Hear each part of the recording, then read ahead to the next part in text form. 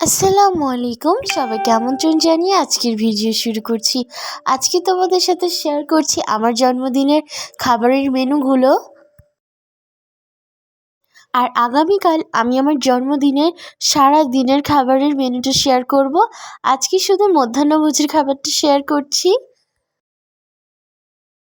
আমার সব থেকে প্রিয় খাবার বলতে গেলে এক কথায় চিকেন রোস্ট, আর এর সাথে সাদা পোলাও।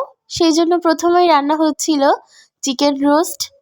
প্রথমে রোস্টের মশলাটা ভালোভাবে কষিয়ে নিয়ে ভেজে রাখা হয়েছিল যেই রোস্টের মাংসগুলো, নুন আর একটু লেবুর রস দিয়ে ভেজে রাখা হয়েছিল, সেটাই এর মধ্যে একে একে দিয়ে দেওয়া হচ্ছে। চিকেন রোস্ট হয় দুই ধরনের, একটা হয় ঝাল চিকেন রোস্ট আর একটা হয় মিষ্টি চিকেন রোস্ট। আমার তো দুইটা চিকেন রোস্টই খেতে ভালো লাগে। ভালোভাবে মশলার সাথে নেড়ে চেড়ে মিশিয়ে নেওয়া হচ্ছে। দেখো, রোস্টগুলো রান্নাও শেষের দিকে চলে এসেছে। জাস্ট চিকেন রোস্টের কালারটা দেখো, পানিটা আরেকটু শুকিয়ে আসলে অনেক সুন্দর কালার হবে। আর এই দিকে দেখো পোলাওয়ের চাল মেপে নেওয়া হয়েছে, সাথে ছিল বাদাম। আমি আবার বাদাম দিয়ে পোলাও রান্না খেতে খুব পছন্দ করি, সেই জন্য পোলাওতে বাদাম ইউজ করা হয়েছে। আর এখানে কিন্তু চিনি গুঁড়া চালটাই ইউজ করেছি আমরা।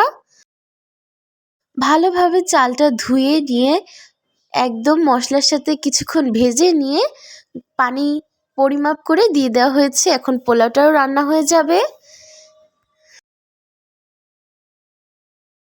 এখন ভেজে রাখা বাদামগুলো একে একে এর মধ্যে দিয়ে দেওয়া হচ্ছে।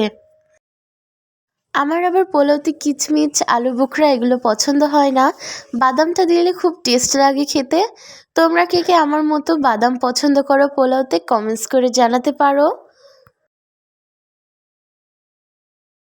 পোলাও রান্নায় একটু দুধ ব্যবহার করতে হয়, আর এখানে আড়ং ব্র্যান্ডের যে দুধটা হয় অনেক সুন্দর স্মেল থাকে, সেটাই উপর দিয়ে আম্মু একটু দিয়ে দিচ্ছে যাতে একটু দুধের গন্ধটা আসে বা ফ্লেভারটা। এবার পরিমাণ মতো সময় নিয়ে ভালোভাবে রান্না করে নিলেই পোলাওটা তৈরি হয়ে যাবে। এরপর ভাজা হচ্ছে কাবাব। এটা হলো গরুর মাংসের কাবাব। আমি আবার পোলাও আর রোস্টের সাথে এই কম্বিনেশনটা খুব পছন্দ করি। কাবাবটা অনেক আগেই রেডি হয়ে গিয়েছিল, শুধু ফ্রাই করাটা বাকি ছিল, এই কারণে তোমাদের সাথে রেসিপিটা শেয়ার করতে পারিনি। যারা এখনও আমার চ্যানেলটি সাবস্ক্রাইব করনি তারা প্লিজ সাবস্ক্রাইব করে আমার পাশে থেকো।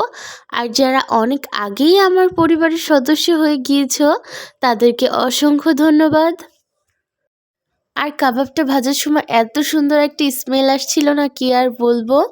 তো একে একে সবগুলো কাবাব ভেজে নেওয়া হলো। অন্যদিকে রান্না করা হয়েছিল গরুর মাংস। আলু দিয়ে অনেক সুন্দর কষা কষা করে গরুর মাংস ভুনা করা হয়েছিল। শেষ পাতে খাওয়ার জন্য ছিল দই। এটা বগুড়ার দই ছিল, কিন্তু এটার যে পাত্রটা একটু অন্য সাইজের ছিল। আর এইটা হলো আমার বার্থডে কেক। তো কেকটার ডিজাইনটা তোমাদের কেমন লাগলো কমেন্টস করে জানিও। আজ এই পর্যন্তই, আবারও কোনো নতুন ভিডিও নিয়ে তোমাদের মাঝে হাজির হব। সবাই ভালো থেকো, সুস্থ থেকো, আমার জন্য দোয়া করো। আল্লাহ হাফেজ, থ্যাংকস ফর ওয়াচিং।